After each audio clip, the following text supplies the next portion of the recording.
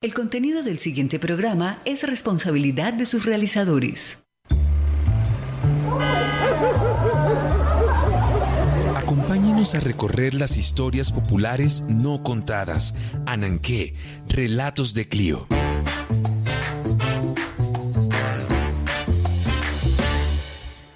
Bienvenidos.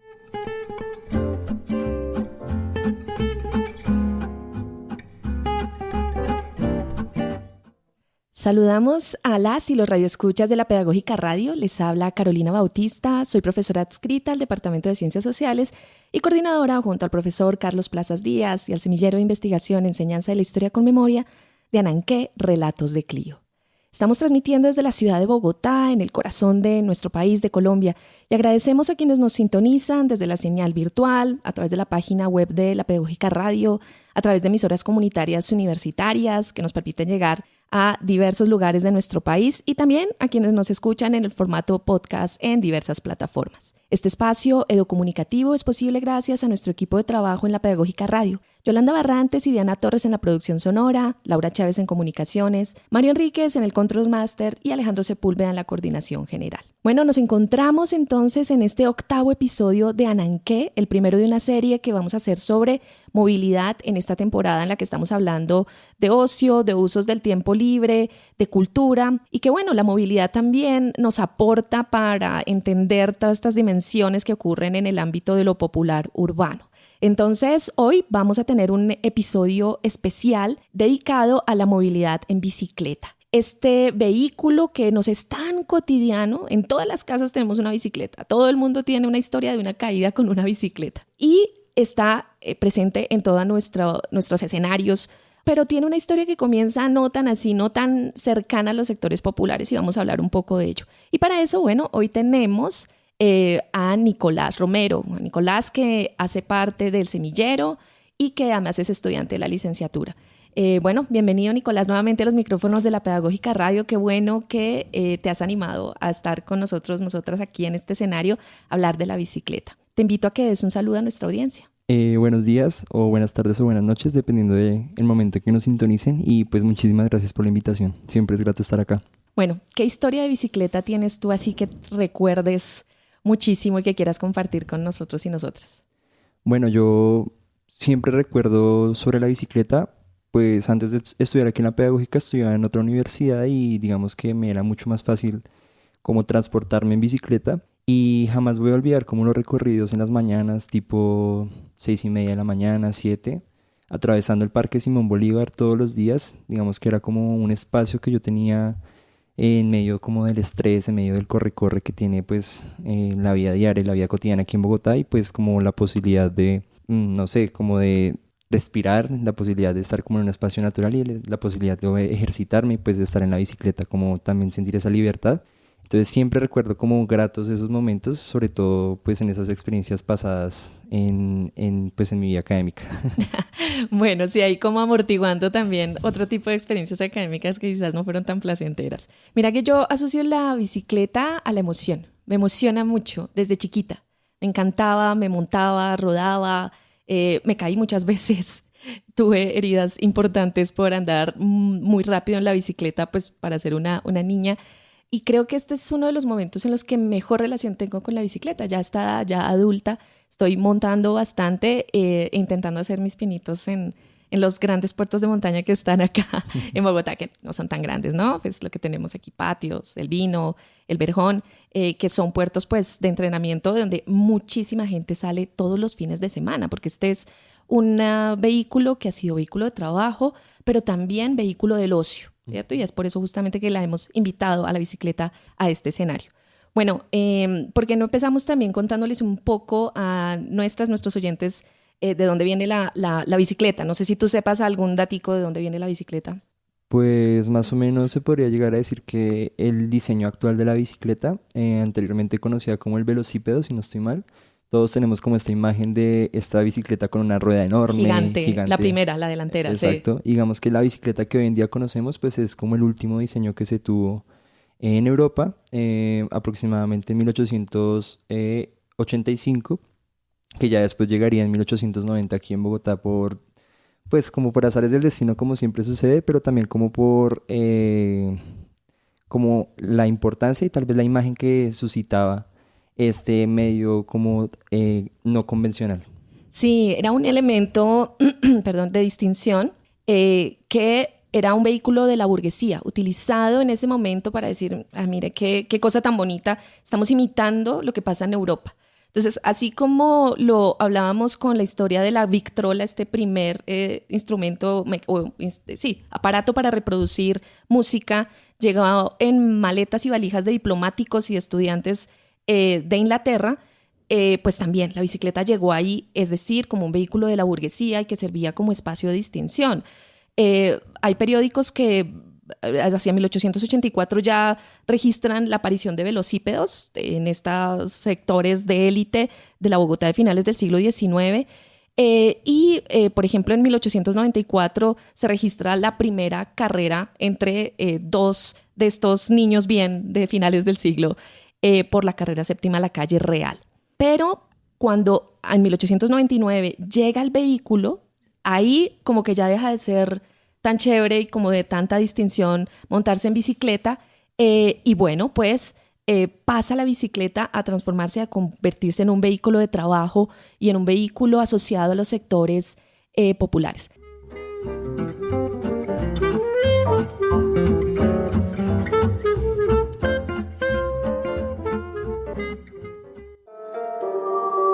Estás escuchando Ananqué, Relatos de Clio.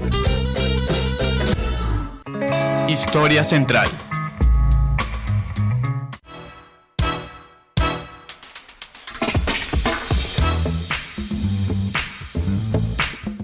Estamos de regreso en Ananqué, Relatos de Clio, hoy abordando historias de bicicleta y de movilidad en bicicleta en nuestro país y nuestra ciudad. Y bueno, acabamos de escuchar al gran maestro Jorge Velosa hablándonos de la importancia de la bicicleta para la vida diaria, pero también como ese mundo aspiracional que asociamos a las carreras ciclísticas. Y es que para que la bicicleta pasara de ser un bien de lujo suntuoso de la burguesía de finales del siglo XIX a este vehículo que está en todas nuestras casas, pues bueno, pasaron varias cositas que permitieron esa democratización y masificación, y una muy, muy importante van a ser los desarrollos de competencias ciclísticas. Porque bueno, la burguesía deja de lado la bicicleta y en la década del 20 más o menos, sobre todo y 30, se convierte en un vehículo de trabajo que facilita a las personas en las ciudades trasladarse, ¿cierto?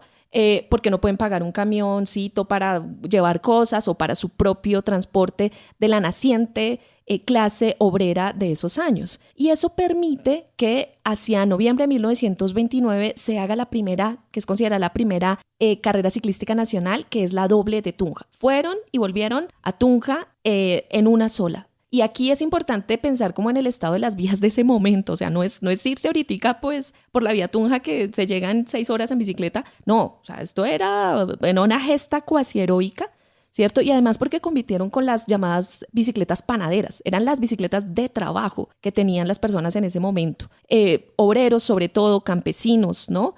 Y pues fue una competencia muy difundida. A través de los medios y carreras locales se multiplicaron, pero luego vino pues todo este tema de la violencia de los años 30 y 40 que impidió el crecimiento del ciclismo hasta la llegada del fútbol en Colombia. Sí, es interesante también pensar un poco como lo que suscita el mismo ciclismo frente a las masas, precisamente porque pues ya como vamos a ir viendo más adelante como relacionado como con el desarrollo de la primera Vuelta a Colombia, pero anteriormente incluso con competiciones que se podían llegar a dar como incluso dentro de las mismas localidades de Bogotá, o sea como la Doble Azúa, sí, la Vuelta por Teusaquillo, etcétera, pues de todas maneras como que se veía como una doble visión incluso frente a el hecho de que las masas estuvieran reunidas en un solo sitio, porque pues muchas veces como que se tomaba como algo negativo, o pues las élites políticas o incluso estos pues elementos como más dominantes podrían llegar a ver como esto como algo negativo, pero cuando se trataba de ciclismo no, o sea, porque la gente estaba muy entusiasmada, porque era un elemento de identidad que pues vamos a ir viendo ya. Exacto, sí, o sea, permitía espacios de encuentro, ¿sí? O sea, en volumen y en masa que, como indicas, pues eran señalados. Y justo, la primera Vuelta a Colombia, que va a ser en 1951, pues va a empezar a denotar como cierta dinámica política también, de uso político del ciclismo, porque da la posibilidad de conectar diferentes territorios en medio de la oleada de violencia más fuerte que teníamos en esos años. 1950 es el año de mayor cantidad de asesinatos en medio de eso que llamamos la violencia con B mayúscula. Y en el 51 se hace la primera vuelta a Colombia, que va a ir hacia Honda, Fresno, Manizales, Cartago, Cali, Sevilla, Armenia, Ibagué, Girardot y de regreso a Bogotá. Claro, no es todo el país, pero es la posibilidad que tiene la gente a través de la radio de escuchar y de conectarse con diferentes lugares del país, porque esa es la otra gran novedad, la radio. Entonces, ciclismo, radio, todas estas dinámicas de masa se van a encontrar. Y en los años 70 y 80, cuando tenemos también otro momento de hito fundamental de ciclismo, va a coincidir con fenómenos también de amplias movilizaciones y de violencia muy fuerte. Aquí ya nos movemos en el ámbito del auge de la violencia insurgente, paramilitar, el tema del narcotráfico de los años 80. Y bueno, tenemos ahí ciclistas como ya la competencia de alto nivel, ¿sí? Como esta primera gran generación dorada de ciclistas que empieza con Martín Emilio Cochise Rodríguez, que fue campeón suramericano en el 67, campeón bolivariano. Bueno, o sea, tiene un palmarés impresionante y va a colocar al ciclismo colombiano pues en las grandes vueltas por primera vez hacia finales de los 70. La fundación del equipo Barta Café de Colombia en el año 84, que va a permitir tener un primer equipo subprofesional que logra competir en las grandes vueltas con, por ejemplo, dos grandes de los años 80 que son Lucho y Fabio Parra. Y bueno, y justo sobre esto, y también pues con los otros grandes que van a ser Nairo y Egan, y la nueva generación, la última generación de ciclismo que vamos a encontrar, sobre todo desde el 2010, que bueno, a mi juicio creo que son los mejores ciclistas de América Latina de todos los tiempos. Nairo, Quintana y Egan Bernal. Nairo pues ganador del Tour de Francia, ¿cierto? Del Giro de Italia. Del Giro de Italia, es que estaba pensando justo en Egan, que sí ganó el Tour de Francia y el Giro de Italia, se hizo la doble en estas dos competencias, y que van a entregarnos un nuevo momento y un nuevo auge.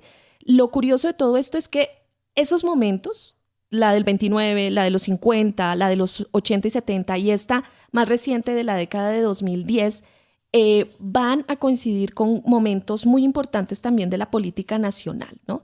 Pero bueno, vamos a entrar un poco para recordar cómo fue que Colombia vivió esos grandes triunfos, sobre todo en los años 80 y en la última década con Egan Bernal, a escuchar un poco de estas narraciones ciclísticas. Nicolás, ¿qué hay por ahí?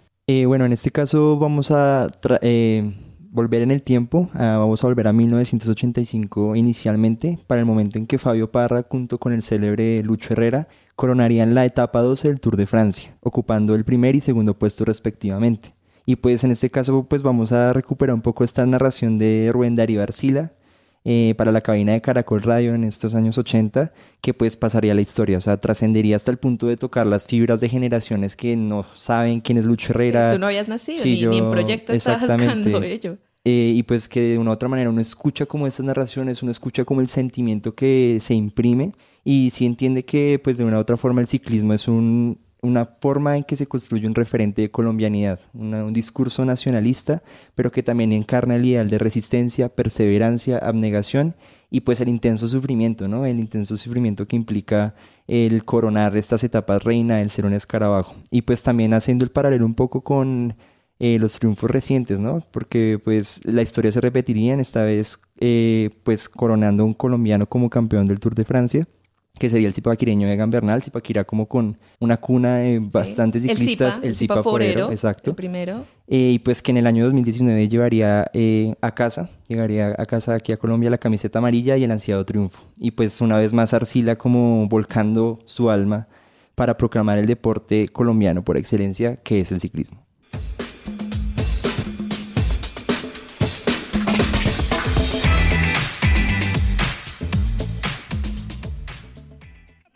sitio de meta. Lucho Herrera de Colombia. Fabio Parra se pega a su rueda. Herrera de Colombia. Parra, Herrera, Parra, Herrera. Dos banderas de Colombia. Primero y segundo lugar. Todo el mundo está conociendo esta victoria. Todo el mundo lo respeta en las alturas. Todo el mundo respeta a Herrera y Parra, Julio. Día de gloria para Colombia. Parrita con todo. Estate entero. Vamos que los matamos. Los mató, los mató, los mató, los mató, los mató, los mató. Cómo no, don Julio Arrastiabrica. Van a ingresar sobre la pancarta. Lo ubica los últimos 100 metros, 500 metros en este instante. 500 metros para el sitio de meta. Julio Arrastiabrica van a ingresar sobre la línea de embalaje, Julio. Día de gloria para Colombia. Parra va a ganar la etapa, Herrera da el segundo y los demás que lleguen como puedan. Que me avisten en Colombia el himno nacional de la República de Colombia. No hemos ganado el Tour, pero Herrera y Parra van a coronarse primero y segundo en las cumbres del mundo, Julio. Es el único corredor que subiendo suelta las manos. Va a ganar Parra. Sí, cómo no, informando la cadena deportiva de Caracol, están ingresando en este instante sobre la propia zona de embalaje, se están pegando sobre la parte izquierda de la vía, Lucho Herrera de Colombia, Fabio Parra, Parra al frente, Herrera se pega a su rueda, Fabio Parra, Herrera, Julio. Gana Parra, el segundo Herrera, no hay problema. Sí, señor, están tomando la última curva sobre la vía. Colombia se pone primero y segundo en el premio de montaña de segunda categoría y sitio de meta, Julio. No hay nada que hacer, esto es por muerte. Sí, señor, última parte de la carrera. Colombia, Colombia, Colombia, Colombia, Colombia, Colombia. Parra. Ha ganado Parra, segundo Herrera. Colombia, Colombia, Colombia, Julio. 5 horas, 18 minutos no oficial. Estamos tomando tiempo, llevamos 16 segundos, no aparece el tercero. Dominio completo de Colombia en la etapa de hoy. Primero Parra, segundo Herrera. Aquí viene López, estamos esperando el remate de López. Estaremos con usted, Carlos Alberto Leni. Viene López.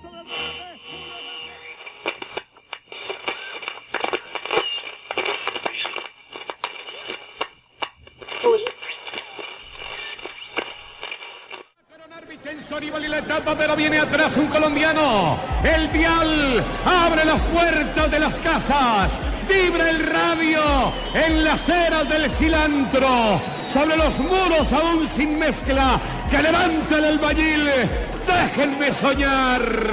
Déjenme soñar que el cóndor se levanta del escudo en este kilómetro de patria.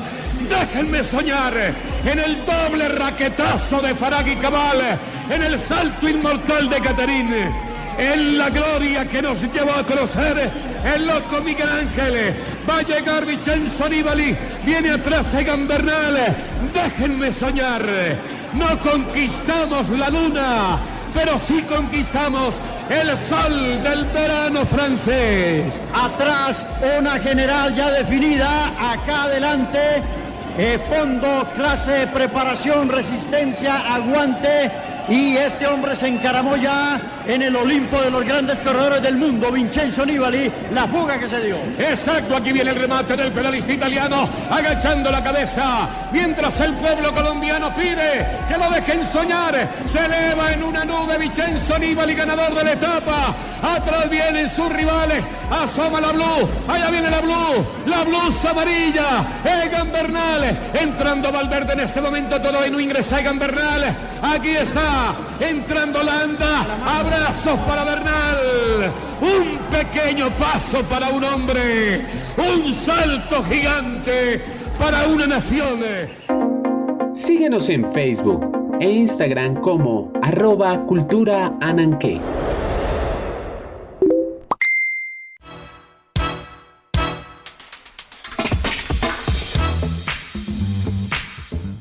Bueno, no, tremendos estos audios, las fibras, los recuerdos, la memoria, ¿no? Esto es lo que llamarían en la enseñanza de la historia con memoria, hacer la memoria en el cuerpo, ¿no? Yo escucho esto y me atraviesa y me pone todos los cabellos de punta. Toda esa emoción que te decía me transmite a mí la bicicleta, ¿no? Y el primero es un recuerdo también de infancia, Yo estaba niña cuando pues se escuchaban estas carreras y esa emoción en mi casa, de mis padres, mi familia. Bueno, pero también es como muy interesante lo que tú comentabas, y es esto le hace vibrar a gente que no pertenece a esas generaciones, que no lo escucharon, ¿no? Como en tu caso, ¿no? Bueno, como estas emociones que nos transmite escuchar este tipo de narraciones y recordatorios, además con las puntadas sobre la construcción de la nación, ¿cierto? Y sobre lo popular, ¿sí? Porque ahí escuchábamos al locutor, ¿no? Pues Rubén Darío Arcila, sobre el triunfo de Egan Bernal, pues hablar de los obreros, de las adoquines, de las paredes que están en construcción, del cilantro, de, bueno, te van a rememorar la dinámica de lo popular, que eso es lo que nos otorga también el ciclismo, el poder identificarnos con las historias de vida de estos que pueden ser mis primos, mis tíos, mis vecinos, mi hermano, ¿no? Como, ¿qué emociones te llegan a ti con estos audios? Digamos que, pues sobre todo lo que digo, o sea, como primero el de 1985 yo no estaba ni siquiera planeado. Sí, o sea, estaba muy lejos de este suceso, pero de todas maneras como que escucharlo, el ver incluso como las transmisiones y todo esto como que sí toca, o sea, también se me ponen los pelos de punta, incluso como claro. El darme cuenta cómo se le rompe la voz al locutor, como están incluso a punto de llorar, como que Sí. es algo, o sea, ahí sí, como un sentimiento de patria, se le podría llegar a decir, como representando el esfuerzo, representando las caídas, representando como todo lo que implica pues coronar una etapa y sobre todo coronar una etapa de montaña. Y pues ya pues con Egan Bernal sí ya tengo esos recuerdos, recuerdo haber estado en Chiquinquirá para ese momento. Tu familia es de Zipaquirá, ¿cierto? Sí, mi familia es Además. zipaquireña, parte de mi familia es zipaquireña, digamos, una de las bicicletas que tengo en mi casa prácticamente es heredada de mi abuelo, aunque pues solo queda la caña de la bicicleta, pero esa es la bicicleta de mi abuelo. Sí. Pero de todas maneras, pues sí recuerdo como con mucho cariño ese momento porque sí fue como un triunfo como similar a que Colombia ganara un mundial, ¿sí? O sea, algo supremamente importante y pues que sí marca hitos, ¿no? Y pues nada, o sea, de todas maneras lo que veníamos hablando un poco sobre la importancia del ciclismo en tanto manera de generar una identidad, pero una identidad popular, una identidad de clase que pues permite generar como referentes específicos, digamos como todas estas figuras se vuelven referentes a la juventud. Leía como una especie de crónica que sí decía que bueno, listo, se terminaba la vuelta a Colombia y pues al otro día ya las personas estaban ensayando, estaban practicando, estaban con sus bicicletas yendo a la mayor velocidad posible, con las imágenes de sus ídolos puestos en sus gorras o en sus canastas. Y pues esto sí muestra como las maneras en que se construye la nación o que se construye como esta comunidad imaginada que muchas veces se habla como referente a esto. En un país al que le ha costado bastante construirla, ¿no? Ya de eso se hablaba en el episodio sobre fútbol. Y en el caso del ciclismo, estos grandes momentos, como lo decíamos antes de las narraciones, pues coinciden con complejos momentos de la política, ¿no? En 1929 recién ha pasado la masacre de las bananeras, 1951 la violencia, los años 80, y cómo el ciclismo se convierte entonces en una posibilidad de supervivencia como colectivo. ¿Sí? Nos recrea triunfos y estas historias nos permiten esas identificaciones. Y lo que pensaba en estos días preparando el programa es que justamente para las personas de a pie, cada día es como la etapa reina del Tour de Francia, como el Alpe d'Huez. Entonces, esos ciclistas que lo hacen, que podría ser mi vecino, y logran coronar, la identificación es plena y nos permite sentir que hay un horizonte de posibilidad, tanto para cada persona como colectivo, ¿no? Además, pues, del impacto muy importante de los medios de comunicación que han facilitado la apropiación del ciclismo en el sector popular. Bueno, y entonces con esto vamos a dar ahora paso a nuestra siguiente sección, Voces Ananqué.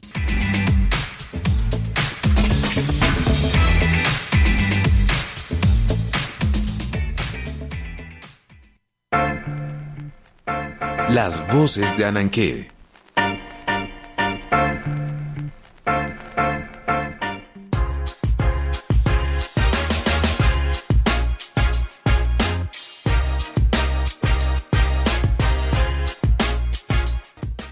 Bueno, de regreso en nuestra sección Voces Ananqué, Aquí hemos querido dar un giro sobre esta historia de bicicletas, estas historias en dos ruedas que estamos contando, para trasladarnos un poco a la dinámica del uso cotidiano de la bicicleta. Ya sabemos entonces que estas gestas ciclísticas que hacen parte de la construcción de identidad y colectivo contribuyen muy importante a la apropiación.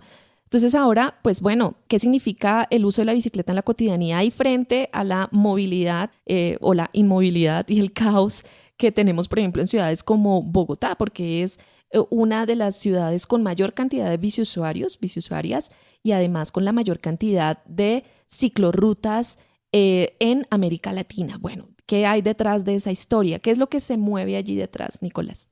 Bueno, digamos que podríamos incluso empezar a hablar un poco sobre algunos hitos también que pues se relacionan incluso entre lo que veníamos hablando sobre como las gestas heroicas de las competiciones y pues el cómo se representan esto en la cotidianidad de las personas, ¿no?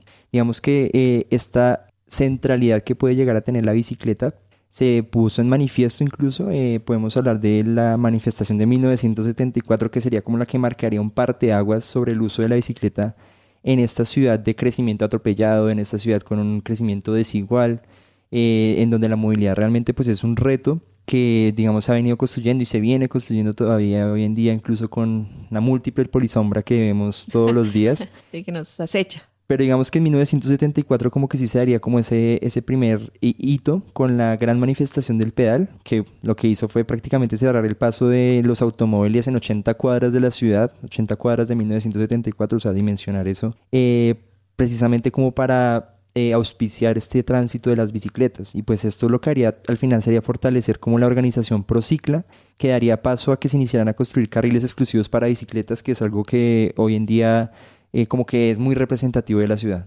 Sí, además ahí vale la pena también para nuestra audiencia tener en cuenta que en los años 70 es un escenario de crecimiento permanente de la movilización social.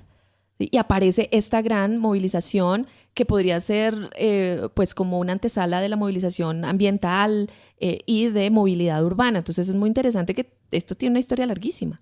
Exactamente, y pues ya digamos después, para 1976, como que sí se tomarían en cuenta como todas estas movilizaciones que se podrían llegar a, que se dieron más bien, y se tomaría la decisión precisamente de destinar vías estratégicamente situadas para el tráfico exclusivo de ciclas y de peatones. Y digamos que también generaría lo que hoy en día culturalmente se entiende como la ciclovía, que es algo tan representativo en la ciudad y que digamos que se vuelve como algo a visualizar en otras partes del mundo.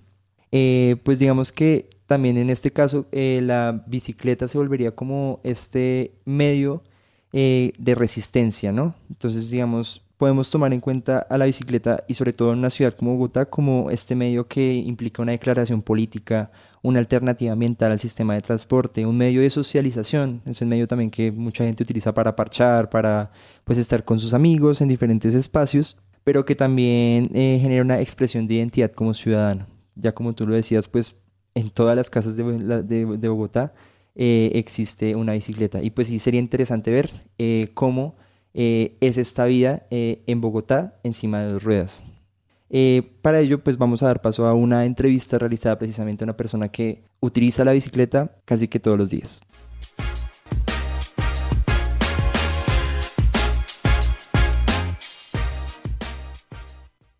Mi nombre es Jaime Romero, tengo 48 años. ¿Desde cuándo o más o menos cuándo empezaste a utilizar bicicleta como un medio para transportarte en la ciudad de Bogotá? Más o menos hace como 4 años compramos las bicicletas y desde ahí comencé a utilizarla. ¿Y cuándo ha sido como el momento en que más la has utilizado como de forma más constante? Pues la verdad, antes de que comenzara el invierno en Bogotá, yo me iba todos los días a la oficina en bicicleta, casi todos los días. Yo creo que el 80% de los días me iba a la oficina en bicicleta. ¿Y en dónde trabajas? Yo trabajo en Paralelo 108, la empresa se llama ABB Colombia. Y más o menos desde tu casa hasta el lugar en donde trabajas, ¿qué distancia hay? La distancia más o menos ahí es de 8 kilómetros, 8.5 kilómetros. ¿Y cuánto tiempo más o menos te tomas utilizando la bicicleta? Cuando voy en bicicleta me demoro máximo 35 minutos. ¿Y cuáles son las rutas que tomas? La ruta que tomo es por la avenida Mutis hasta la Boyacá. De la Boyacá cojo hacia el norte por toda la ciclorruta de la Boyacá y subo por la ciclorruta de la 116. Ok, y más o menos cómo podrías caracterizar la experiencia de un ciclista en una ciudad como Bogotá. Pues la verdad es un poco complicado con el tema de la contaminación. Yo creo que hace falta mucho control de las autoridades para las busetas y los buses de servicio público o los camiones, porque la polución que generan esos carros que son de combustible diésel es muy complicado y ese es como el mayor problema que le veo. Pero de resto me gusta mucho utilizar la ciclovía, creo que llego más rápido al trabajo, no estoy utilizando el Transmilenio o vehículo particular y así estoy ayudando un poco a la ciudad para que tenga menos contaminación. ¿Qué por lo menos rasgos negativos podrías ver en la cultura ciclista en Bogotá? Pues la verdad yo soy una persona de Chapala antigua, yo veo una señal de paro y yo paro, veo un semáforo en rojo, yo paro, pero hay muchas personas muy imprudentes que se pasan los semáforos en rojo, que piensan que andando por la mitad pues, teniendo ciclorruta, teniendo ciclovía y andando por la mitad de la calle, pues creo que les hace falta mucha cultura ciudadana a estas personas para que utilicen la ciclovía, la ciclorruta, o pues, la ciclorruta de Bogotá, pues. En ese caso, ¿tú considerarías que Bogotá es una ciudad como adecuada para los biciusuarios en general? ¿O más bien puede llegar a ser complicado el andar en bicicleta en Bogotá? ¿O realmente si hay más facilidades que en otros sitios? Pues la facilidad que tenemos nosotros en Bogotá es que tenemos ciclorrutas. Hay sitios donde les hace falta todavía un pedazo de ciclorruta y hay que andar pues por la calle con los vehículos, compartiendo vía. Pero en general me parece que es que Bogotá se presta para andar en bicicleta porque tiene mucha ciclorruta y tiene mucho, como digo yo, espacio en las vías para poder andar en bicicleta. Y no sé, ¿podrías compartirnos como un recuerdo como positivo y un recuerdo negativo que hayas tenido andando en bicicleta en Bogotá? El recuerdo positivo es que a veces Bogotá amanece con un solecito muy, muy agradable, pues muy rico. Y ese es un recuerdo agradable, pues el sol de Bogotá en la mañana es muy chévere. Negativo, pues una vez iba por la ciclorruta de la Boyacá y un señor salió en un carro, no respetó el par y yo, pues gracias a Dios no iba tan rápido y lo choqué en la puerta. Pues el señor se iba a bajar como a pelear, yo no le dije nada y yo seguí mi camino, pero el señor no respetó el par, es que es un par pues, que tienen que respetar los vehículos. Muchísimas gracias. Escuchas Ananqué en la Pedagógica Radio.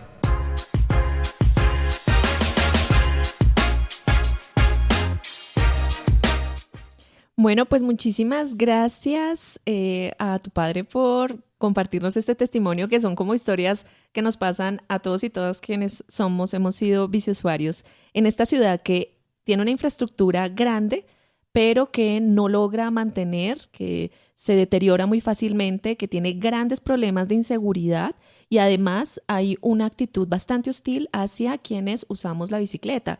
Entonces, esa que podría ser una gran posibilidad y virtud de la ciudad para transitar hacia formas sostenibles y pues otras formas de transportarnos lejos de los carros, pues bueno, todavía tiene que enfrentar muchos retos de infraestructura, de inversión, pero también en términos culturales.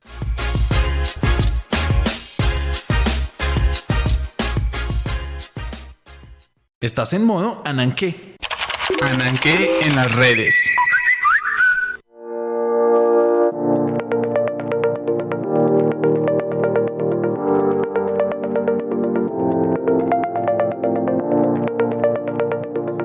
Nos pueden encontrar como Semillero de Historia Cultural y Educación Histórica en Facebook. También pueden seguirnos a través de Instagram como Cultura Ananqué. Además, encontrarán cada uno de nuestros programas en iVoox y Spotify en formato podcast. También pueden seguirnos a través de Facebook como Germinario de Enseñanza de la Historia con Memoria y en Instagram como Germinario-UPN. Nos despedimos y agradecemos su escucha desde los diversos rincones de nuestro país. No se pierdan el próximo episodio, pues que va a ser el segundo de esta triada de programas sobre movilidad, donde vamos a hablar de un tema que nos atraviesa a todos y todas en Bogotá, el transporte público.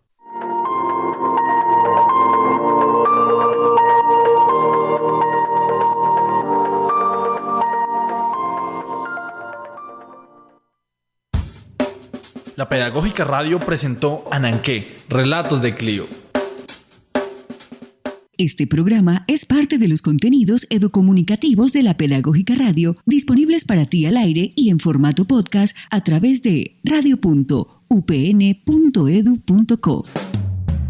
Quédate con las voces y los sonidos que enseñan de la Pedagógica Radio. Universidad Pedagógica Nacional. 70 años siendo la educadora de educadores.